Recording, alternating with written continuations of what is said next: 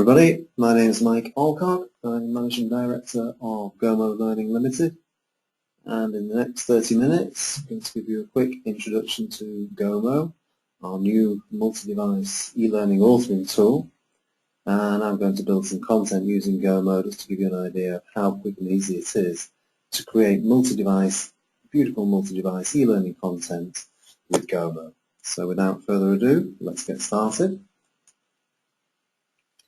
So, some of you may not have heard of the product before. Gomo is our new multi-device e-learning authoring tool. It allows you to create e-learning content once and deliver it to any device, desktop, laptop, tablet or smartphone. So, single source for all of your e-learning. Gomo is built on 4 key pillars: content creation, customization, collaboration and distribution. I'll talk about all of those in a little bit more detail as we go through the presentation. Who uses Gomo? Well, these are just some of the customers that are benefiting from Gomo's multi-device capabilities today. The biggest user of Gomo is Epic. Epic are one of the world's leading providers of bespoke e-learning content development services, and they've been using Gomo for the past 2 to 3 years to deliver multi-device content to their global customer base. And Gomo has really evolved out of that work within Epic to become the product that you're going to see today. What makes Gomo different from traditional e-learning authoring tools? Well, the big difference is that Gomo creates responsive and adaptive e-learning content automatically from a single HTML source. So you author once with Gomo and it automatically works on desktop, laptop, smartphone and tablet. And to give you an idea of that, let me just exit full screen mode in my browser. I'm actually running a Gomo session today. This isn't PowerPoint you're seeing on your screen. This is a Gomo course. If I start to shrink the browser down, you can see the content's responding already. Now it's starting to shrink as it realizes the browser's shrinking. And when it gets to the point at which it can't realistically display the 2 graphics next to each other, it adapts and puts them on top of each other. And we've now got a vertical scroll as if we were working on a mobile phone or a smartphone. And that's what we mean by responsive and adaptive content. If you look at the menu bar on the bottom of this course, as I stretch the menu across the page, you'll see that it changes when it realizes there's enough room on the page for the text. It puts that in rather than the icons. So responsive and adaptive e-learning content.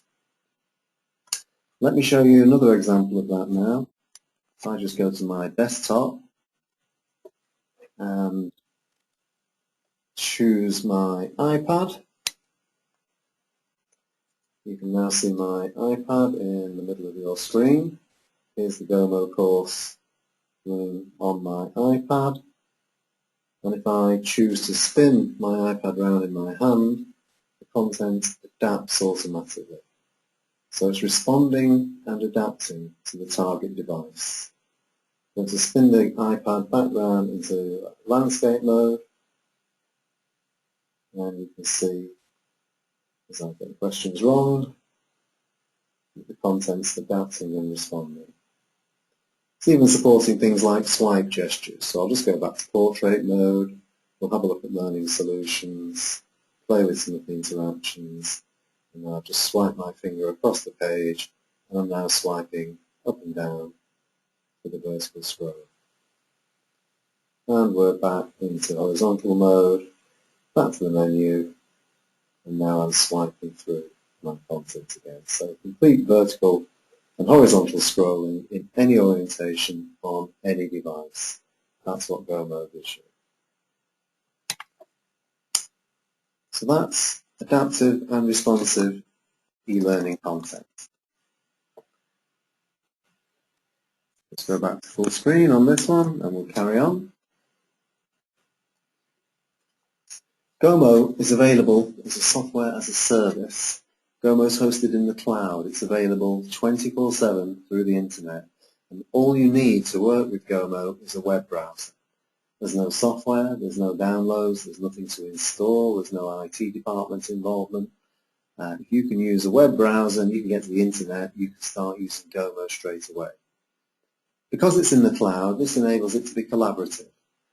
So we're no longer tied to the problem of developing a course on the hard drive of your local PC that nobody else can see, that nobody else can share, nobody else can collaborate with. No more lonely, standalone e-learning development. With Gomo, we can all work together on the same course at the same time. And we've got a load of collaboration features to support that, such as online review and automatic course locking. So we can support true multi-user development through Gomo in the cloud. You'll see this in a moment, but with Gomo, content creation is a doddle. It's all done through a web browser, and it's got a highly intuitive drag-and-drop user interface. When you use a web browser, you'll be able to use Gomo. With Gomo, you can customize your content, make it beautifully bespoke. Gomo ships with a number of themes, and you can customize these to your heart's content. One of the beauties of Gomo as well is that the theme layer is separated out from the content layer. So if you need to rebrand a course or 100 courses, you can just change a theme and your courses will update automatically. With Gomo, you can collaborate. I mentioned that it's a collaborative tool. It's built in the cloud, and your team can work together wherever they are, irrespective of geography, to get your content built as quickly as possible. And finally, when you've finished building your content, you can distribute it. You can distribute it to all of your devices from a single source. No more building 3 versions of courses depending on the device.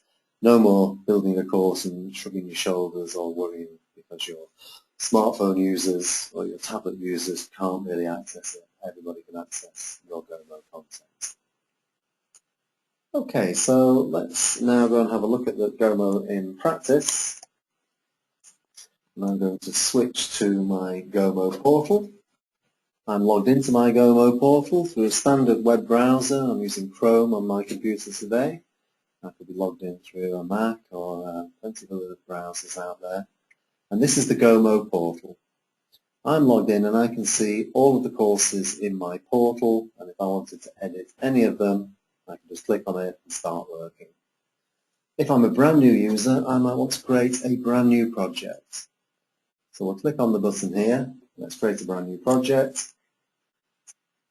And we'll give it a name. So we'll call this Thursday afternoon. And we'll give it a description. Like so. And I'm using now our Quick Start Wizard, which allows me to build a course in a few clicks and get me started really quickly.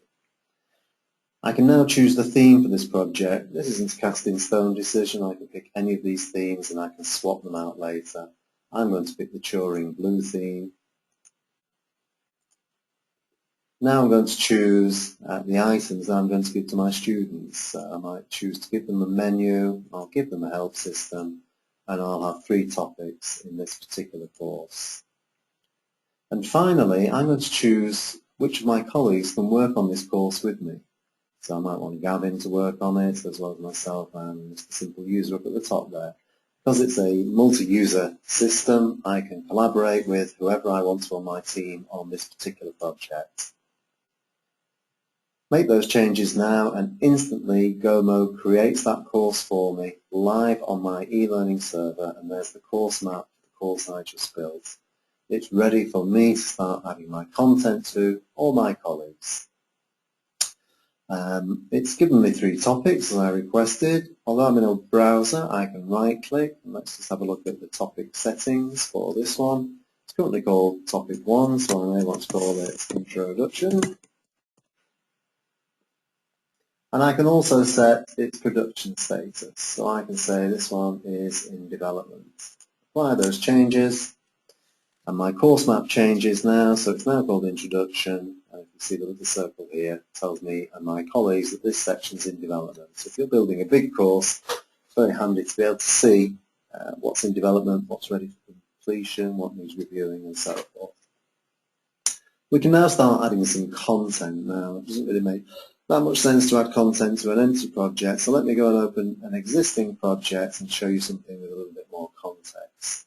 So we'll go for the Gomo asset demo, this one here, where we've got some content in there, and if I click on the overview, this will now open the main authoring interface where I build my slides, interactions, quizzes, games, and basically all of the content that's going to sit inside my course.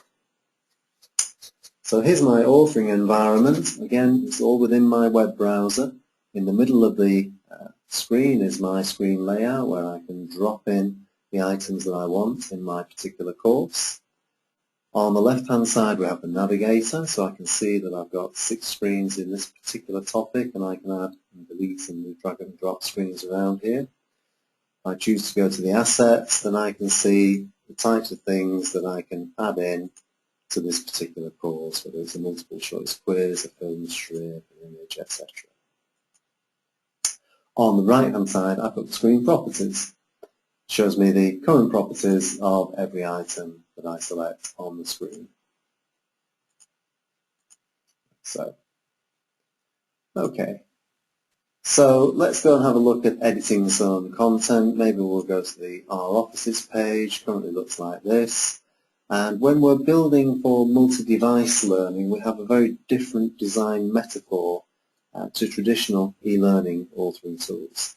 So if you're used to using a legacy authoring tool, you're probably very familiar with something that looks a little bit like PowerPoint. You'll have a 1024 by 768 oblong in front of you, and that will be your screen, and you'll tend to drag in a picture and put it in 20 pixels from the left, and then you'll tab over another 30 pixels and maybe drop some text in, and then 20 pixels to the right of that you'll have a button.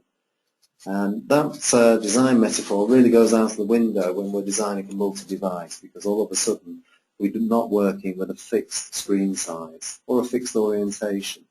We want our content to work on all devices, and we want it to work appropriately. So we want the text to be visible, we want the buttons to be clickable, we want it to work in portrait or landscape mode. Now with Gomo, we've implemented that through the use of a column layout. So if I click onto this item here, look on the right hand side now, these are my layout options, and this particular item at the top is a 3-column layout. And it's the use of the column layout that allows Gomo to respond and adapt to the target device. So this particular page here, the slide if you like, it's got 3 columns, and when we get onto a mobile phone display, Gomo will automatically reassemble those on top of each other so that the items are still usable in an e-learning context on a mobile phone. So the use of columns is the sort of magic behind the multi-device capability of Gomo. It's probably fair to say you've got a little bit less in terms of design flexibility compared to laying something out in the way that you might do in a PowerPoint type experience, but the upside is you've got content that works on any device. So if we just look at this page here, we've got a text asset here, some text in the middle, we've got an image, and I could choose a different image over here, and we've got a hot text asset. Hot text is just a little bit different from standard text. It's text that reacts, and in this case it's reacting and jumping to my subscreens. So I've got 3 subscreens in this particular hot text here, and by clicking on Brighton it's going to jump to the Brighton subscreen. So let's have a look at that. If I go to one of the subscreens in here, there's my Brighton subscreen, and we've got a graphic associated with Brighton, and I might choose just for the purpose of authoring to replace that particular graphic. If I know the name of the graphic, I could type it in. If I'm a more visual person, I might just want to look at my thumbnail view of all the graphics that I've got inside my server. Scroll down to the bottom here and go and find some new graphics. Should we have a Gomo learning logo maybe? I will have this young lady here perhaps. And we'll drop her onto this page for the Brighton page of this course.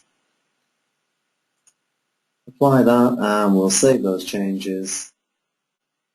We can then go and preview the changes that we've just made to this particular course. That topic's saved. Let's close it. Go back to our course map and we'll now run the preview.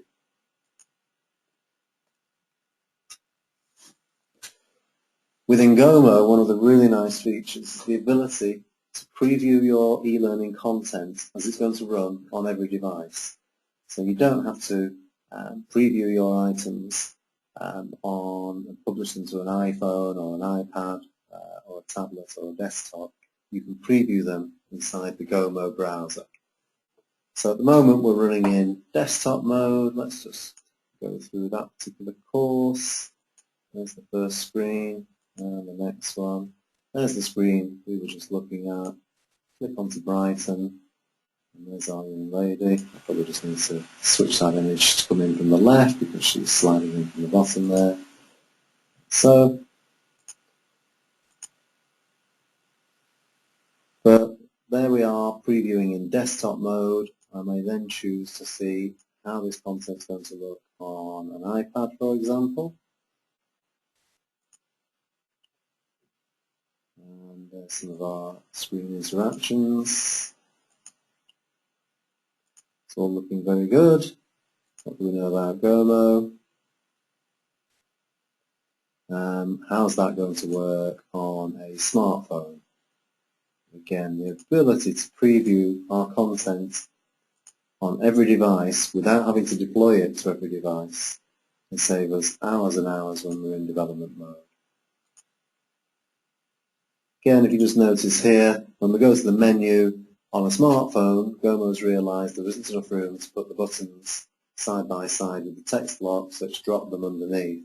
When I go back to an iPad display, then clearly there's enough space now to have that information side by side.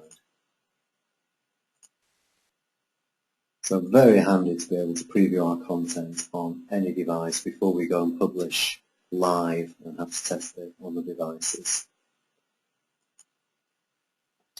So that's our basic overview of the authoring process. Ever so simple, very quick and easy, drag and drop. I'll just look at some of the settings capabilities here. Let's look at the theme that we're using on this particular project, and I'm using the Turing Blue theme. I can customize my theme settings. So I could actually just go and swap the theme out for any of these down here and change the entire look and feel of that course. Or if I think the course looks pretty good as it is, and all I need to do is make a few minor changes, I may just choose to customize my theme settings. So if I choose to customize my global settings, for example, this is where I can change things like the look and feel, fonts, colors. So here's my page width settings. If I scroll further down, my hover button is currently set to black, and I might prefer to have it using my nice color picker tool. Or I could even type in the hex value down here if I knew it, but I can decide on a nice green one for that particular button. Here's all of the text, titles, subheadings, body text, etc. And again, control of the fonts is all done here, so if I needed to change all of my titles into Times New Roman, for example, and change the size, I could do that through here, and that would change for all of the courses that use this particular theme. At the topics level, I can choose what the student sees. We're going to give the student the title on the screen. Are we going to animate the background? Are we going to have topic locking? So we're going to lock topics until the previous one's completed. Are we going to have screen locking? Lock the next screen until the student's done everything on this screen. And I can even control the scrolling direction horizontally or vertically. So you've got such an incredible amount of configuration through the themes, you should be able to make your Gomo courses look exactly as you want them to. Last thing to show you, Gomo is an online software as a service tool, and so we have the concept of shared content. The idea here is that you can upload all of your content into your Gomo server and make it available to the rest of your authors. So you never have the problem of somebody's been working on a graphic and it's stuck on their hard drive and nobody else can access it because they've been on holiday for 2 weeks. Everything is available through this shared resources capability. So if I look into this, into my Mike folder, or Gomo Assets folder, I can see all of the shared items that are available. And again, I can choose which of my team members has access to those. and I can even choose to upload some new files. And we've even got drag and drop integration with Windows. So if I wanted to bring some graphics into my current Gomo item, maybe this one,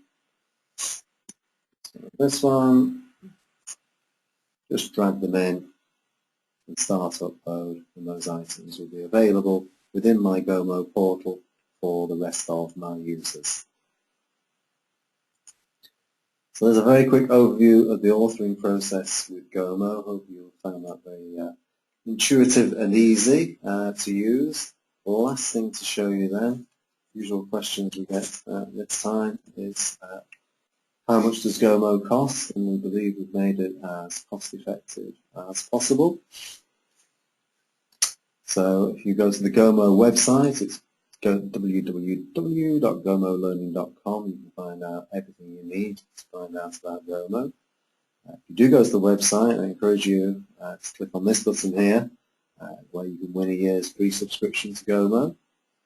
But if you're not one of the lucky winners, you can have a look at the pricing and see how that fits in. Here's the pricing for Gomo. We hope we've made it as cost-effective and as affordable as possible. There are 3 plans. The personal plan starts at £49 a month for a single user, so less than £50 a month. If you sign up for a year, it's £490, so you get 12 months for the price of 10. 1 user login, unlimited projects, and a gigabyte of storage. And you can, of course, add more storage if you need it. The next level up is the small teams subscription, which is £148 per month or £1,480 per annum. And that gives you up to 4 users, so 4 of you can collaborate and build content together in Gomo, unlimited projects, and 4 gigabytes of storage.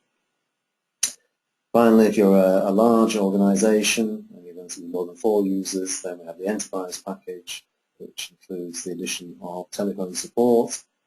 Please talk to me or any of my colleagues to find out what the pricing is like for the enterprise model. Just go back to the home page. My name is Mike Alcock. I'm Managing Director of Gomo Learning. You'll find my details on our website here. I encourage you to go and have a look at the website, and hope you've enjoyed today's presentation. Feel free to drop me a line with any questions, queries, and hopefully I'll be speaking to you again soon. That concludes the presentation today. Thank you very much for your time.